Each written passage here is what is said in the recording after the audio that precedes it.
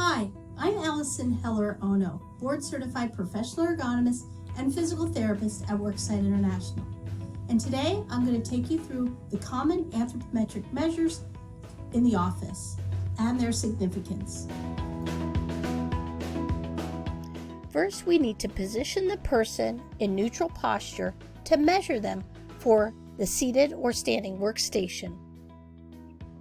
For proper measuring in seated position, have the person sit in their chair with their feet on the floor, so you might have to lower the chair. Make sure they're positioned all the way to the back of the seat pan and the backrest so that they are seated fully into the chair. Their arms should be at their side with their armrest set for support, or not used at all if they don't fit correctly. And the chair should be slightly away from the desk, 1 or 2 feet, to give you room for measuring. To measure the person in standing, have them stand up with neutral upright posture. Remember, that's head in line with shoulders, shoulders over the hips, hips in line with the knees, and feet on the floor. The elbows should be close to the body, bent at approximately a right angle, with the arms relaxed at the side. There are guidelines for measuring for best fit when you're measuring the employee in neutral, seated, or standing posture. You want to do this first. Remember, neutral posture in sitting is feet on the floor, hips and knees at 90 degrees to the trunk so that the weight is well distributed over the buttocks and thighs, with the elbows at approximately a right angle or 90 degrees to the upper body and close to the trunk. The actual measurements of the workplace or the workstation are taken for fixed height surfaces, equipment, and tools before any changes are made. Now let's see what that looks like with a video demonstration. A few guidelines for measuring for best fit. Make sure that the employee is seated in neutral, head in line with shoulders, shoulders over the hips, hips in line with the knees and feet firmly on the floor, or hips slightly higher than the knees. The weight should be well distributed between the buttocks and the thighs. Arms close to the trunk at approximately a right angle with wrists in line with forearm. To take the measurements, you want to make sure that you set the person in neutral position before you begin. These are their actual preferred measurements. Then you take measurements of the workstation after. Stand up, please. When we measure in standing, we stand in neutral upright posture, head in line with shoulders, shoulders over the hips, hips in line with the feet, and feet on the floor. Elbows bent at approximately 90 degrees. You'll want to practice putting people in the neutral, seated, and standing posture. Now I'm going to show you how to take specific measurements in the sitting posture based on the following model. We do this to assure the chair can be adjusted to the right fit, and if not, determine where it doesn't fit correctly. These series of measurements help to determine if new equipment is needed. Remember, you're matching the furniture, such as the work surface, the chair, and other equipment to the human. Our first area of measurement is done for chair fitting. All seated measurements are based on the following model shown on the screen. The first measurement we'll take is the floor to back of knee height or popliteal space. The significance of this helps you to determine whether the seat pan height or the chair height is correct for the user. It also helps you to determine of the foot ring height if someone is seated on a stool. Measuring floor to back of knee tells you whether the chair goes low enough or high enough for the person.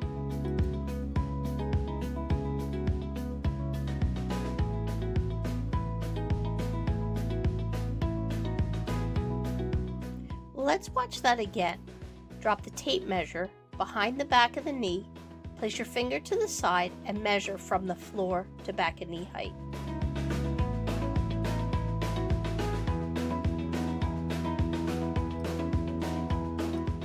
Our next measurement is measuring the forearm height from the top of the seat pan.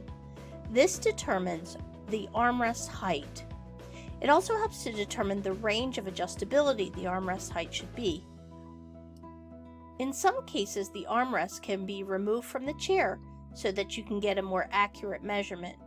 If not, do the best you can by working around the armrest. Now let's watch how this is done. Lower the armrest and remove it if possible. Position the arm close to the trunk and drop the tape measure from the seat pan to the bottom of the forearm. This helps to determine the desired range of the armrest. Put the armrest back on and then adjust it to fit.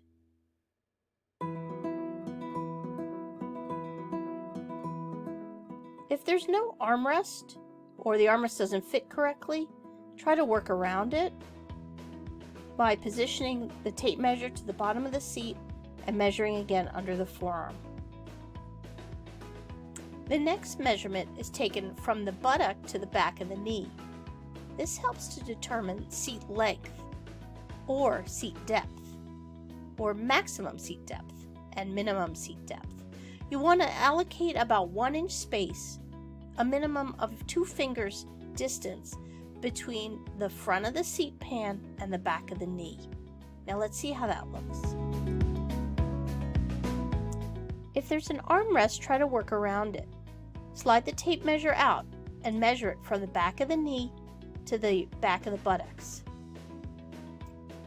If you can remove the armrest, do so. Again, measure from the back of the buttocks to the back of the knee, allowing 2 to 3 fingers space between the distance of the front of the seat and the back of the knee.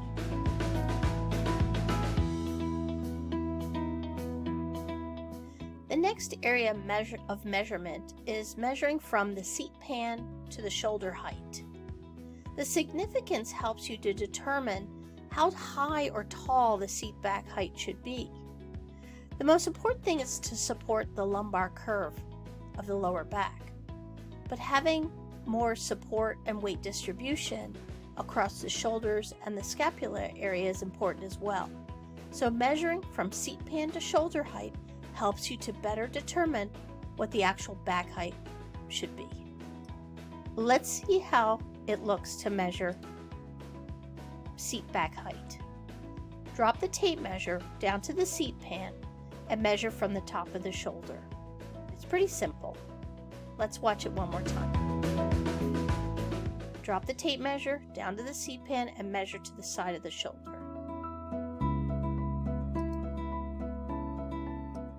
Our next measurement is performed in standing. Have the employee stand up to measure their elbow to elbow distance. The significance of this is very important because it helps to determine the width of the armrest. Watch how this is performed. Have the person stand up and turn them. Help to position their elbows to their side. Take the tape measure and measure it from the bottom of the point of each elbow. This will give you the most accurate measurement. And then look to see how wide the armrests are. Do the two equal? If so, then the armrests work for the individual. Let's watch that again. Armrest width is really important on a chair. Most of the time, they're too wide for the individual. So if they are too wide when you're establishing neutral posture, this measurement is important and critical to help to determine what best fitting chair would be with the correct armrest width. Remember, you're matching the armrest width to the elbow to elbow distance. If the two are a good match, then the chair should fit properly when you adjust the armrest to fit. Now, while the individual is standing, take their hip breadth measurement. This one requires you to stretch the tape measure across their hips. It helps to determine seat width. If you don't feel comfortable with this measurement, just take the elbow to elbow measurement. But let's watch how it's done. Have the employee stand or remain standing. With the elbows close to the body, just drape the tape measure from hip to hip. That's it. And then look, measure it equal to or determine if the seat width is the same distance. If not, then the chair is likely too wide. And again, That's why the armrests are going to be too wide. Let's watch once more. So to determine if the chair width, which is the armrest and seat width, is the right size, you measure elbow to elbow distance and hip breadth. These measurements will tell you if the chair is too wide or too narrow, and whether you need to select differently or adjust for a better fit. Our next area of measurement pertains to the keyboard. You're still measuring the person in the seated neutral posture. To determine keyboard placement, we're going to measure from floor to seated elbow height. The significance as this helps you to determine proper keyboard tray height or adjustable work surface height for keyboard placement on the surface. Remember, the keyboard and mouse should be at or slightly below the seated elbow height. Now for desk writing surfaces, you might add 1 to 2 inches to your seated elbow height for the correct placement of the desk. Let's see how this is performed. With the individual seated in neutral, drop the tape measure to the floor and measure under the elbow height. Align with your finger to get a more accurate measure. Turn the employee and align them now to the keyboard tray. Before making the adjustment, measure the tray to the top. The two should be equal. If they're not equal, make adjustments as needed so that the floor to seated elbow height is equal to the tray height and the top of the key. Our next measurement is floor to seated wrist height, and the significance of this is that it determines exactly the keyboard and mouse height on the desk surface or on the keyboard tray. Essentially, the top of the keys and the top of the mouse should be right under the fingertips when the wrist is in neutral. So here you're going to measure for seated wrist height. Let's see how this looks. Position the elbow and forearm so that they are aligned with the wrist in neutral. Align the tape measure from the floor to the side of the wrist to take the measurement. It's often pretty close to keyboard height as well. Turn the employee and position them again, making sure the keyboard and mouse are aligned properly. Now that you've measured floor to seated elbow and floor to seated wrist height, you're going to measure floor to keyboard height, or the space bar. This helps to determine the actual keyboard height relative to neutral seated posture. It should be the same as seated wrist height, so that the top of the keys are right under the fingertips.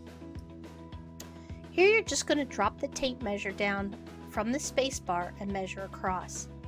Use your finger as a guide to determine the measurement. You can also use a pen. This helps to create just an easier way to see exactly how high the device is. Our next series of measurements have to do with the work surface. We're assuming it's a fixed height work surface. That means that it doesn't adjust. So you're going to measure from the floor to work surface height. And this determines whether the surface height is appropriate for the employee relative to their neutral seated elbow height, in particular for keyboard and mouse use, or in some cases for desk writing. Now let's take a look at how we measure surface height. It's pretty straightforward. Simply drop the tape measure down and align it to the side of the desk. Let's watch it once more. That's it. In addition to measuring the height of the desk, you may also want to measure the length and the width or depth. Having these measurements is helpful when you have to select a keyboard tray or other equipment to be put on the surface or underneath. The next measurement allows you to determine the standing height necessary for the work surface. Here you're going to measure the person in standing from floor to standing elbow height.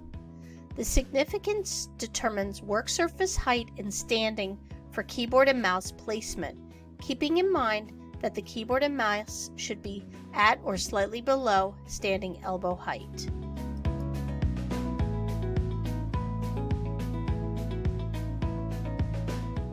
Here we're going to have the person stand up, and we're just going to drop the tape measure to be under the standing elbow height. While you're doing this, measure for the wrist placement as well.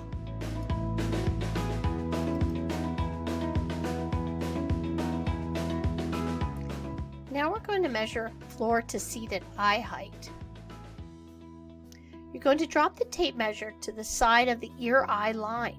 Use the glasses to help you measure this distance. Try to get in line with the tape measure so you can see exactly where you're measuring. To measure standing eye height, have the individual stand up and measure. Watch again.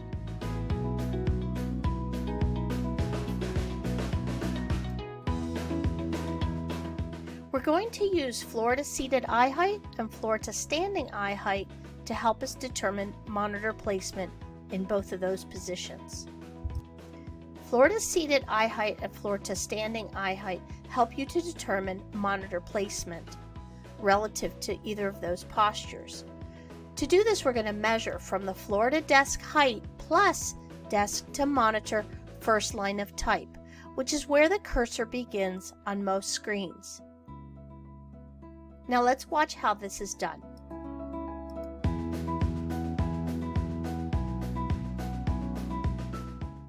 Take your tape measure and again measure floor to top of the surface or desk height. Now you're going to take the tape measure from desk height to the first line of type. Watch again.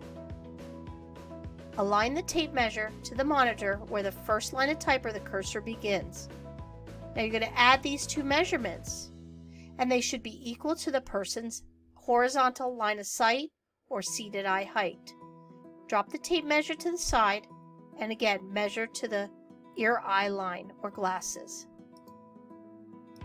Our next measurement is to determine the employee's visual distance. The significant helps to make sure that the monitor is at the correct distance. We can easily measure just by arm's length.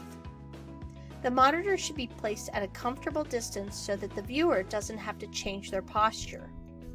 You're going to measure arm's length approximately for the minimal visual distance from the monitor. Just simply have the employee put their arms out or use the tape measure to measure the distance. This measurement can help with determining if the person needs computer lenses. Here, watch it.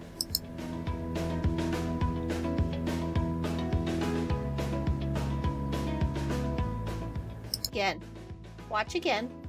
Tape measure from eye to monitor placement. Remember, the goal is to make sure that the employee doesn't have to change their posture to see what they need to see or where the visual target is. Our last measurement is the monitor size. Here you're going to measure across the diagonal of the monitor screen. This determines the size of the monitor screen and the size of a glare screen if needed. Let's take a look at how this is measured. That's it. Remember, the goal is to fit the work environment to the human, and these measurements will begin to make more sense. Let's review a majority of these measurements that we did today in this video. Starting with neutral measurements, with the feet on the floor, hips and knees at 90 degrees so weight is well distributed between the buttocks and the thighs, the elbows at approximately 70 to 90 degrees to the trunk and the upper arm, head in line with the shoulders. This is referred to as neutral posture. We started with measuring popliteal height or floor to back and knee height. And then we progressed to seated elbow height. We also measured seated wrist height. We measured seated eye height across from the ear-eye line. We measured desk height. We measured monitor height from the desk height. And we measured the keyboard and mouse height, either on the surface or on the keyboard tray. We also measured visual distance across to the monitor and the visual angle. When in standing, we reviewed neutral upright posture. Again, head in line with shoulders, shoulders over the hips, hips in line with the knees, and feet on the floor. The arms should be close to the trunk, and again the shoulders relaxed with the elbow at about a 90-degree angle with the wrist in line with the forearm. Some of the measurements we took for standing included elbow to elbow distance, standing elbow height, and standing eye height. You can also take desk height for standing and monitor height for standing. And don't forget, hip breadth was an option.